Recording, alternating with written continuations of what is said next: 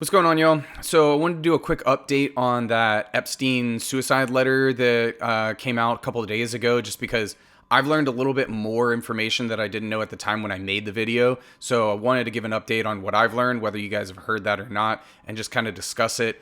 I also want to get into a theory about who may have actually written the letter, just because a lot of people are like, no, there's no way he wrote the letter. And honestly, it's just created more questions than it's given us answers. So before I get into it, make sure you like the video, subscribe to the channel, all that good stuff, and let's break it down. All right, so I've been saying like for years that anybody with two brain cells to rub together knows that Jeffrey Epstein did not kill himself, just because all of the evidence points to the contrary and the official story makes no sense. So, I mean, like, you've got the fact that he was attacked in his cell literally like a couple of weeks before he was found dead in the prison. He was complaining that his cellmate at the time, I couldn't pronounce his name last time, but his last name is pronounced Tartaglione. This was an ex-cop who was Jeffrey Epstein's cellmate at the time.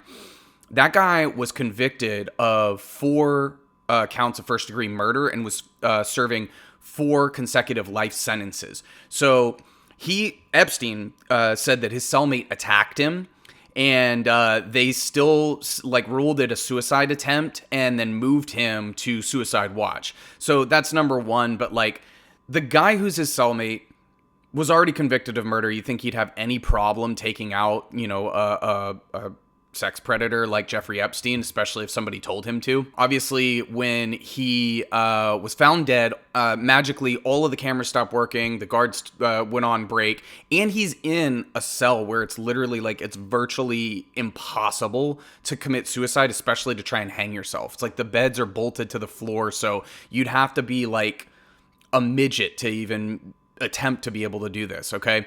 So it's impossible to hang yourself, yet the official story is that he hanged himself. And then after the fact, you had the autopsy where it's like his hyoid bone is broken and a couple other bones and cartilage in his neck was broken. The autopsy, the person who was doing it was like, look, this is not consistent with hanging by suicide. This is much more consistent with a strangulation by homicide. Plus you have Mark Epstein, who is Jeffrey Epstein's brother, who went on the record and said, I think Trump had something to do with his death. Okay, all the background aside, none of it makes sense for suicide. All of it makes sense that he would have been taken out. The official stories never made sense. So that leads us to the question of like, so this letter comes out. And obviously the DOJ, as soon as this letter comes out and you know, there's a bunch of questions about it, they're saying like, oh, it's fake or whatever. And I have a lot of things in there that like, there's like 1 or 2 things that would make sense that it came from Jeffrey Epstein, and all the rest is like, it doesn't make any sense.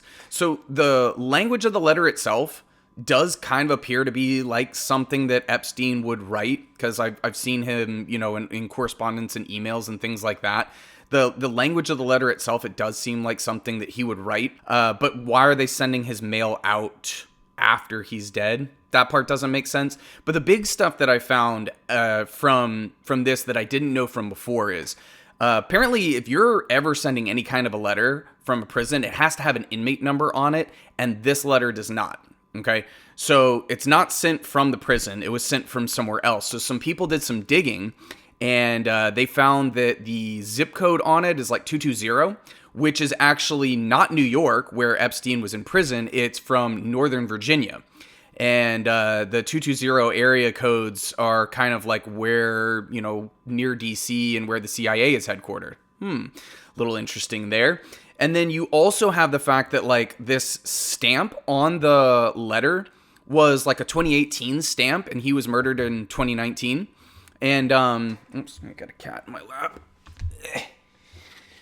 So he's dead in 2019, and somebody pointed out that they're like, you know, the commissary turnover, especially for things like letters and stamps and stuff like that, is very, very high. So like, it's very unlikely that they would still have a stamp that was a year old in the commissary. So that part doesn't make sense. And then you have the fact that the guy he wrote the letter to, Larry Nassar, apparently Epstein didn't even know Larry Nassar. And even if he did somehow and people just didn't know about it, it's like, how would he know where Larry Nassar was in the prison system? Like, how would he know where to send the letter to. So that part doesn't make sense. And I found this guy who did like a really in-depth breakdown where he's talking about a lot of this stuff, and then he finally gets into his theory. The TLDR version is he basically thinks that Bill Barr wrote the letter. And that would be really interesting because Bill Barr was Trump's attorney general at the time.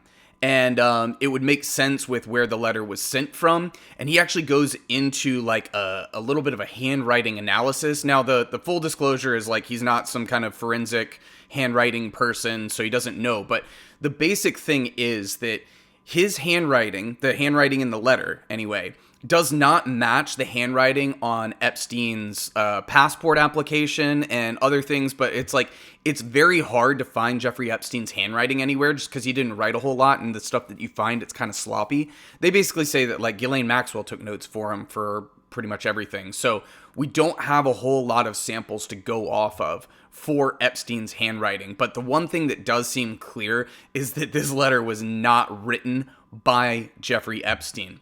There was a theory that like possibly his attorney pinned it for him and it was just his words. I don't know, but yeah, the thing that I found most compelling about this is that one, Bill Barr had inside knowledge of the case and would have known before anybody else that Epstein was dead. And this kind of a letter, it does seem to be a thing where it would like, it's a cover up that would throw people off, and it still mentions the fact that like he's saying like I'm going to be on the short route home, as you know, or whatever, right? So it's still kind of like they're still trying to push this whole like Jeffrey Epstein committed suicide thing.